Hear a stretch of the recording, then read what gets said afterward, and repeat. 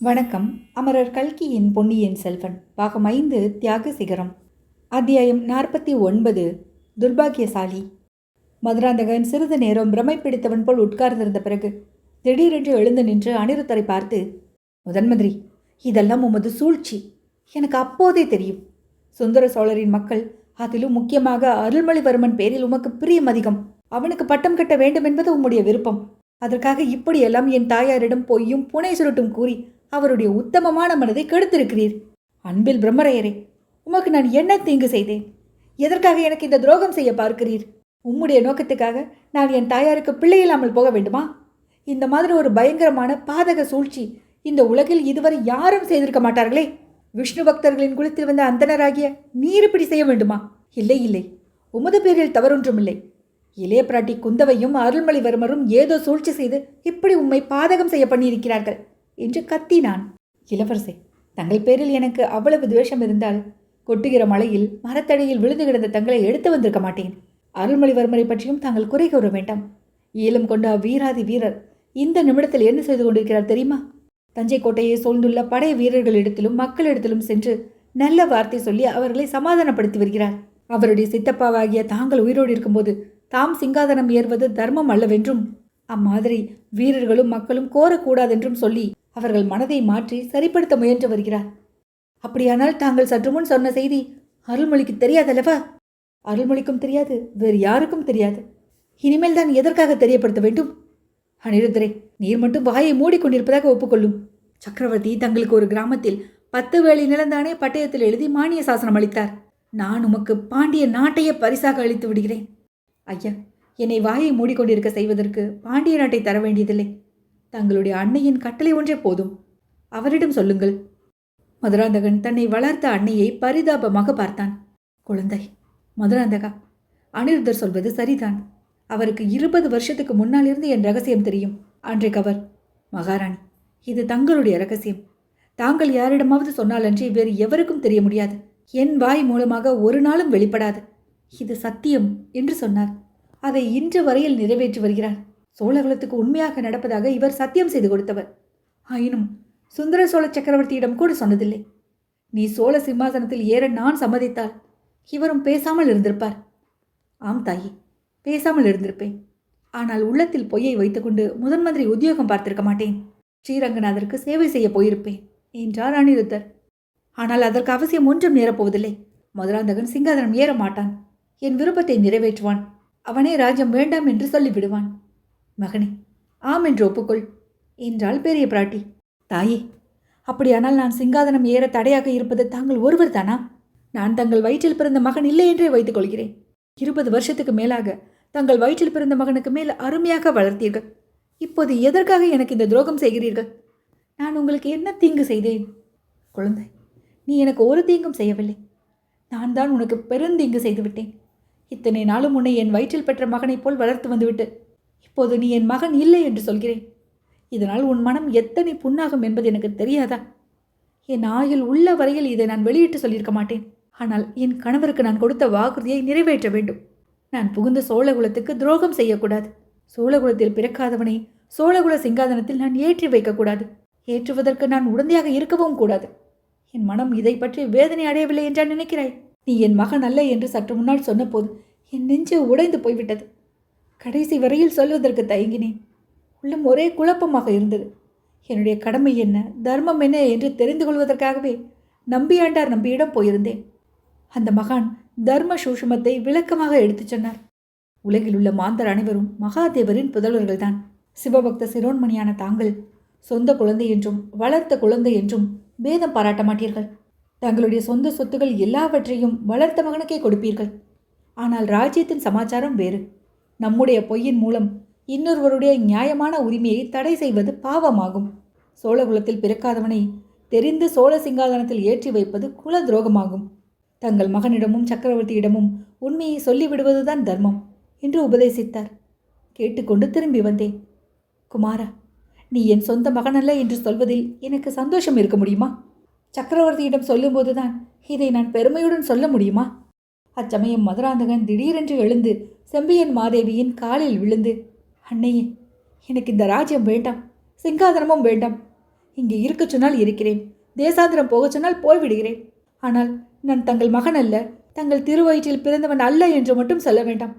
யாரிடமும் சொல்ல வேண்டாம். சொன்னீர்களானால் அந்த அவமானத்திலேயே என் நெஞ்சு பிடித்து இறந்து விடுவேன் என்று கதறினான். செம்பியன் மாதேவி கண்களில் நீர் ததும்ப மிகுந்த ஆவலுடன் மதுராந்தகனை வாரி எடுத்து தம் பக்கத்தில் உட்கார வைத்துக் கொண்டார். குமாரா, உன்னை இந்த துன்பம் அணுகாதிருக்கும் பொருட்டுதான் இந்த உலக ராஜ்யத்தில் விருப்பமில்லாதவனாகவும் சிவலோக சாம்ராஜ்யத்தில் பற்றுள்ளவனாகவும் வளர்க்க முயன்று வந்தேன். அதில் தோல்வி அடைந்தேன். எந்த பாவிகளோ உன் மனதை கெடுத்து விட்டார்கள். இப்போது மோசம் போய்விடவில்லை. நீயாக உன் மனப்பூர்வமாக இந்த ராஜ்யம் எனக்கு வேண்டாம், சுந்தர சோழரின் மகன் அருள்மொழியே அரசாளட்டும் என்று நாடு நகரமறிய சொல்லிவிட்டாயானால் நீ என் மகன் அல்ல என்று பகிரங்கமாக சொல்ல வேண்டிய அவசியம் ஒன்றுமில்லை. உன் மனதை இப்போது புண்படுத்தியதே எனக்கு அளவில்லாத வேதனை தருகிறது. இன்றைக்கு முதன் மந்திரி அனிருத்தரின் முன்னிலையில் ஒப்புக்கொள். 3 நாளைக்கெல்லாம் சிற்றரசர்களின் மகா சபை கூடும். அச்சபையின் முன்னிலையிலேயும் ஒப்புக்கொள். எனக்கு ராஜ்யம் ஆளும் விருப்பமில்லை. சிவபெருமானுடைய கைங்கரியத்திலும் சிவாலய திருப்பணியிலும் ஈடுபட விரும்புகிறேன். என் தந்தை தாயின் கட்டளையும் அதுதான். அருள்மொழிவர்மனுக்கே பட்டம் கட்டுங்கள் என்று சொல்லிவிடு. சோழ ராஜ்யத்துக்கு விரோதமாக எதுவும் செய்வதில்லை. சிற்றரசர்கள் யாரேனும் துர்புத்தி கூறினாலும் செவி சாய்ப்பதில்லை என்று சத்தியம் செய்துவிடு. அப்படி செய்துவிட்டால் நானாவது முதன் மந்திரியாவது உன் பிறப்பை குறித்த ரகசியத்தை வெளியிடுவதற்கே அவசியம் இராது. நீ எப்போதும் போல் என் கண்ணின் மணியான அருமை புதல்வனாய் இருந்து வருவாய். நாம் இருவரும் சேர்ந்து இந்த பரந்த பாரத தேசம் எங்கும் யாத்திரை செல்வோம். ஆங்காங்கு சிவாலய திருப்பணிகள் செய்வோம். அருள்மொழிவர்மன் என்னிடம் அளவிலாத பக்தி உள்ளவன். உன்னைப் போலவே அவனையும் பெரும்பாலும் நான் தான் வளர்த்தேன். என் பேச்சுக்கு அவன் ஒரு காலம் மறுப்பு சொல்ல மாட்டான் என்றார் மழவரையர் மகளான செம்பியன் மாதேவி. மதுராந்தகன் இதை கேட்டு நெற்றியை 2 கைகளினாலும் தாங்கி பிடித்து கொண்டு சிறிது நேரம் சிந்தனையில் ஆழ்ந்திருந்தான். எனக்கு பிராயம் தெரிந்திருந்தது முதல் ஏதேதோ உருவமில்லாத நிழல் போன்ற நினைவுகள் அடிக்கடி தோன்றி எனக்கு வேதனை அளித்து வந்தன. அவற்றுக்கெல்லாம் காரணம் இப்போதுதான் தெரிகிறது. என்னை போன்ற துரதிருஷ்டசாலி இந்த உலகத்தில் வேறு யார் உண்டு? என்ன வேளையில் என்ன ஜாதகத்தில் பிறந்தேனோ தெரியவில்லை. ஒரே நாளில் ஒரு கண நேரத்தில் தாய் தந்தையரை இழந்தேன். குலம் கோத்திரம் இழந்தேன். ஒரு பெரிய மகாராஜ்யத்தை இழந்தேன். 1000 வருஷத்து வீர பரம்பரையில் வந்த சிங்காதனத்தை இழந்தேன். சிநேகிதர்கள் யாவரையும் இழந்தேன். ஆம், இந்த உண்மை தெரிந்தால் அப்புறம் எவன் எனக்கு சிநேகிதனாய் இருக்கப் போகிறான்? எனக்கு பட்டம் கட்டுவதற்காக உயிரை கொடுப்பதாய் பிரமாணம் செய்த சிற்றரசர்கள் எல்லோரும் ஒரு நொடியில் என்னை கைவிட்டு விடுவார்கள். ஆம், என்னை போன்ற துர்பாகியசாலி இந்த உலகம் தோன்றிய தினத்திலிருந்து யாரும் இருந்திருக்க முடியாது. அம்மா, என் அறிவு குழம்புகிறது. தெளிவாக சிந்திக்க முடியவில்லை. 2 நாள் அவகாசம் கொடுங்கள், என் முடிவை சொல்கிறேன் என்றான். குழந்தை, நீ யோசிப்பதற்கு என்ன இருக்கிறது? என் மனதை கல்லாக்கி கொண்டுதான் இதை சொல்கிறேன். ஒன்று, நீயாக ராஜ்யத்தை துறந்து விடுவதாய் ஒப்புக்கொள்ள வேண்டும். அல்லது நீ என் வயிற்றில் பிறந்த மகன் அல்ல என்பதை நாடு நகரமெல்லாம் அறிய நான் ஒப்புக்கொள்ள வேண்டும். எப்படியும் நீ சிங்காதனம் ஏற முடியாது. நீ யோசித்து சொல்வதற்கு என்ன இருக்கிறது என்றாள் பெரிய பிராட்டி. அப்போது அனிருத்தர், அம்மா, 2 நாள் அவகாசம் கொடுப்பதில் தவறொன்றுமில்லை. மந்திராலோசனை சபையும் மகாஜன சபையும் கூடுவதற்கு இன்னும் 3 நாள் இருக்கிறது. அதுவரை இளவரசர் நிம்மதியாக யோசித்து பார்க்கட்டும் என்றார். அம்மாம்மா, இந்த ரகசியம் தங்களையும் முதன் மந்திரியையும் தவிர வேறு யாருக்காவது தெரியுமா என்று மதுராந்தகன் திடீரென்று தோன்றிய ஆவலுடன் கேட்டான். அவன் உள்ளத்தில் என்ன தீய எண்ணம் தோன்றியதோ, எத்தகைய சூழ்ச்சி முளைவிடத் தொடங்கியதோ நாம் அறியோம். மதுராந்தகனுடைய பரபரப்பு மழவரையர் மகளுக்கு சிறிது வியப்பை அளித்தது. எங்களை தவிர இன்னும் 3 பேருக்கு மட்டும் தெரிந்திருந்தது. அவர்களில் உன் தந்தை சிவநேச செல்வரான என் சிந்தையில் குடிகொண்ட கணவர் காலமாகிவிட்டார். தமக்கையும் தங்கையுமான 2 ஊமை ஸ்திரீகளுக்கு தெரியும். அவர்களில் ஒருத்தி உன்னை பெற்றவள் 2 நாளைக்கு முன்பு சுந்தர சோழர் அரண்மனையில் துர்மரணம் அடைந்தாள். அவளுடைய உயிரற்ற உடல் அடக்கம் செய்யப்படாமல் கிடந்த போதே உன்னிடம் உண்மையை சொல்லிவிடலாமா என்று பார்த்தேன். ஆனால் மனம் வரவில்லை. உன்னை வேதனைப்படுத்த விருப்பமில்லாமல் சும்மா இருந்து விட்டேன். மகனே, உன்னை பெற்றவளை நினைத்து நீ அழுவதாயிருந்தால் அழு. உன்னை அவள் பெற்றாளே அன்றி அப்புறம் உனக்கும் அவளுக்கும் யாதொரு சம்மந்தமும் இருக்கவில்லை. உன்னை வந்து பார்க்க வேண்டும் என்று கூட முயற்சி செய்யவில்லை. அவள் புத்தி சுவாதீனத்தை இழந்து பிச்சையாக போய்விட்டாள். அவளை நினைத்து நீ கண்ணீர் விடுவதாயிருந்தால் விடு என்று சொன்னாள் தேவி. இல்லை இல்லை, தங்களை தவிர வேறு யாரையும் அன்னையாக நினைக்க என்னால் முடியவில்லை. முன்னாலேயே தாங்கள் சொல்லியிருந்தாலும் அவள் அருகிலே கூட போயிருக்க மாட்டேன். ரகசியம் தெரிந்த இன்னொருவர் யாரம்மா? அந்த இன்னொரு ஊமை ஸ்திரீ யார் என்று கேட்டான். அவளுடைய தங்கை தான். இந்த தஞ்சைக்கு வெளியில் நந்தவனம் வைத்து வளர்த்து வருகிறாள். என் வயிற்றில் செத்துப்போய் கட்டை போல் பிறந்த சிசுவையும் உன்னையும் மாற்றி போட்டவள் அவள்தான். பிறவி ஊமையும் செவிடும் மாதரால் யாரிடமும் சொல்ல மாட்டாள். அவளுக்கும் ஒரு குமாரன் இருக்கிறான். தாயும் மகனும் தஞ்சை தனிக்குலத்தார் ஆலயத்துக்கு புஷ்ப சேவை செய்து வருகிறார்கள். அவர்களுக்கு மானியம் கொடுத்து நான் தான் ஆதரித்து வருகிறேன். ஆஹா, அவர்கள் எனக்கு தெரியும் அம்மா. தாய் மகன் இருவரையும் தெரியும். மகன் பெயர் சேந்தரமுதன். வந்தியத்தேவன் என்ற ஒற்றன் இங்கிருந்து தப்புவதற்கு உதவி செய்தவன். அம்மா, பிள்ளைக்கு இதை பற்றி ஏதாவது தெரியுமா? தெரியாது மகனே, தெரியாது. அவனுடைய தாயார் இந்த ரகசியத்தை யாரிடமும் சொல்வதில்லை என்று என்னிடம் சத்தியம் செய்து கொடுத்திருக்கிறாள். அதை பற்றி உனக்கு கவலை வேண்டாம். அவளை தவிர நானும் முதன் மந்திரியும் தான். மதுராந்தகனுடைய உள்ளத்தில் அச்சமயம் பயங்கரமான தீய எண்ணங்கள் பல தோன்றின. இவர்கள் இருவரும் இவ்வுலகை விட்டு அகன்றால் உண்மையை சொல்லக்கூடியவர்கள் யாருமே இல்லை என்று எண்ணினான். முதன் மந்திரிக்கு நான் எவ்விதத்திலும் கடமைப்பட்டிருக்கவில்லை. இந்த மாதரசியோ உண்மையில் என் அன்னை இல்லை. இவர்களிடம் எதற்காக நான் கருணை காட்ட வேண்டும்? ஆக, என் பிறப்பை குறித்த ரகசியத்தை அறிவிப்பதாக சுந்தர சோழரின் தோட்டத்தில் கூறினானே, அவன் யார்? பொக்கிஷ நிலவரையில் என்னை வந்து காத்திருக்கும்படி சொன்னவன் யார்? அவனை மட்டும் நான் சந்திக்கும்படி நேர்ந்தால்? சுந்தர சோழரை கொல்ல முயன்று அவன் அந்த ஊமை ஸ்திரியை கொன்று விட்டான். அவன் பேரில் குற்றமில்லை. அவள்தான் என் தாயார் என்று இவர்கள் சொல்கிறார்கள். அவள்தான் தாயார் என்றால் என் தகப்பனார் யார்? ஒருவேளை இந்த வஞ்சனை நிறைந்த கிழவியும் இந்த வேஷதாரி பிரம்மராயனும் என்னை வஞ்சிக்கத்தான் பார்க்கிறார்களோ? உண்மையில் நான் சுந்தர சோழரின் குமாரன் தானோ? இந்த உண்மையை எப்படி அறிவது? மகனே, நான் போய் வருகிறேன். நன்றாக யோசித்து சீக்கிரம் ஒரு முடிவுக்கு வந்துவிடு. பெற்ற தாயை விட 10 மடங்கு அன்புடன் உன்னை 22 வருஷம் வளர்த்த நான் உனக்கு கெடுதல் சொல்ல மாட்டேன். இந்த நிலையற்ற பூலோக ராஜ்யத்தை தியாகம் செய்துவிடு. என்றும் அழியாத சிவலோக சாம்ராஜ்யத்தை அடைவதற்கு வழி தேடு என்று கூறினாள் பெரிய பிராட்டி. இச்சமயம் அவர்கள் யாரும் எதிர்பாராத ஒரு சம்பவம் நடந்தது. அருள்மொழிவர்மன் அந்த அறைக்குள் வந்தான். நேரே செம்பியன் மாதவியிடம் வந்து நமஸ்கரித்தான். தேவி, தாங்கள் தங்களுடைய அருமை புதல்வருக்கு கூறிய புத்திமதியை எனக்கு கூறிய புத்திமதியாகவும் ஏற்றுக்கொண்டேன். இந்த சோழ சாம்ராஜ்யம் எனக்கு உரியதாக இருக்கும் பட்சத்தில் அதை நான் தியாகம் செய்துவிட சித்தமாயிருக்கிறேன். தங்களுடைய ஆசையினால் என் உள்ளம் சிவபெருமானுடைய பாத கமலங்களில் செல்லட்டும். சிவலோக சாம்ராஜ்யத்தில் ஒரு சிறிய இடம் தங்கள் கணவராகிய மகான் கண்டராதித்தர் இருக்கும் இடத்துக்கருகில் எனக்கும் கிடைக்கட்டும். அவ்வாறு எனக்கு ஆசை கூறுங்கள் என்றான்.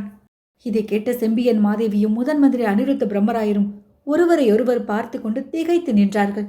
தேவி, சற்று முன்னால் தங்கள் செல்வ புதல்வரிடம் தாங்கள் சொல்லிக் கொண்டிருந்ததை நான் விருப்பமின்றி கேட்கும்படி நேர்ந்துவிட்டது. மன்னிக்க வேண்டும். இந்த மாளிகையை சுற்றி நின்ற ஜனங்களை கோட்டைக்கு வெளியில் கொண்டு போய் சேர்த்துவிட்டு திரும்பி வந்தேன். முதன் மந்திரியை பார்த்து மேலே நடக்க வேண்டியதை பற்றி பேசுவதற்காக இந்த மாளிகையில் நுழைந்தேன். தாங்களும் இங்கு இருப்பதாக அறிந்ததும் பழம் நழுவி பாலில் விழுந்தது போல் ஆயிற்று என்று எண்ணிக்கொண்டு வந்தேன். தாங்கள் வழக்கத்தை காட்டிலும் உரத்த குரலில் பேசினீர்கள். மதுராந்தகத்தேவரும் சத்தம் போட்டு பேசினார். உள்ளே பிரவேசிக்கலாமா வேண்டாமா என்று தயங்கி நிற்கையில் தங்களுடைய சம்பாஷணையில் ஒரு பகுதி என் காதில் விழுந்தது. தேவி, உயிரோடு இருப்பவர்களில் தங்களுக்கும் முதன் மந்திரிக்கும் சேந்தரமதனுடைய அன்னைக்கும் மட்டுமே மதுராந்தகருடைய பிறப்பை குறித்த ரகசியம் தெரியும் என்று சற்று முன் சொல்லிக் கொண்டிருந்தீர்கள். அது சரியல்ல. எனக்கும் என் தமக்கையாகிய இளைய பிராட்டிக்கும் கூட அது தெரியும். சக்கரவர்த்தியின் உயிரை காப்பதற்காக தன் இன்னுயிரை ஈர்த்த மந்தாகினி தேவியை நான் ஈழ நாட்டில் அடிக்கடி சந்திக்க நேர்ந்தது. சித்திர பாஷையின் மூலம் அவர் எனக்கு இதையெல்லாம் தெரிவித்தார். நான் என் தமக்கையாரிடமும் கூறினேன். 2 பேரும் யோசித்து ஒரு முடிவுக்கு வந்தோம். என் சிறிய தகப்பனாராகிய மதுராந்தகத்தேவர் தான் சோழ சிங்காதனத்தில் வீற்றிருக்க வேண்டியவர். அவர் தங்களுடைய சொந்த மகனை காட்டிலும் 1000 மடங்கு ஆதரவுடன் வளர்க்கப்பட்டவர். என்னை காவேரி வெள்ளத்தில் மூழ்காமல் காப்பாற்றியதோடு பின்னரும் பலமுறை உயிர் பிழைப்பதற்கு உதவி செய்த மந்தாகினி தேவி வயிற்றில் பிறந்த புதல்வர். ஆகையால் எப்படி பார்த்தாலும் சோழ சிங்காதனத்தில் ஏற உரிமை உள்ளவர். அவருடைய உரிமையில் ஏதேனும் சந்தேகம் இருந்தால் நான் அதை தீர்த்து வைப்பேன். சோழ சிங்காதனத்தில் எனக்குள்ள பாத்தியதையை தங்கள் பாத தாமரைகளின் ஆணையாக தியாகம் செய்வேன். ஆகையால் தாங்கள் மதுராந்தகத்தேவர் தங்கள் புதல்வர் அல்லவென்று சொல்ல வேண்டிய அவசியமும் இல்லை. மதுராந்தகர் சோழ சிங்காதனத்தை தியாகம் செய்ய வேண்டிய அவசியமும் இல்லை. இவ்வாறு பொன்னியின் செல்வர் கூறியதை கேட்டு அந்த அறையில் இருந்த மூவரும் தங்கள் வாழ்நாளில் என்றும் அடைந்திராத வியப்பையும் பிரமிப்பையும் அடைந்தார்கள். அவர்களில் அனிருத்தர் தான் முதலில் அறிவு தெளிவு பெற்றார். இளவரசே, தாங்கள் இப்போது கூறிய வார்த்தைகள் காவியத்திலும் இதிகாசத்திலும் இடம்பெற வேண்டும். கருங்கல்லிலும் செப்பேட்டிலும் பொன் தகடுகளிலும் பொறிக்கப்பட வேண்டியவை. ஆனால் இங்கேயுள்ள நாம் மட்டும் இந்த விஷயத்தை பற்றி தீர்மானம் செய்ய முடியாது. சக்கரவர்த்தியையும் மற்ற சிற்றரசர்களையும் கலந்து ஆலோசிக்க வேண்டும். பின்னொரு காலத்தில் உண்மை வெளியானால் மக்கள் என்ன சொல்வார்கள் என்பதையும் சற்று சிந்தித்து பார்க்க வேண்டும். இளவரசே, மகா சபை கூடுவதற்கு இன்னும் 3 தினங்கள் தான் இருக்கின்றன. அதுவரையில் நாம் ஒவ்வொருவரும் நிதானமாக ஆழ்ந்த யோசனை செய்து பார்ப்போம் என்றார். அத்தியாயம் 49 நிறைவுற்றது.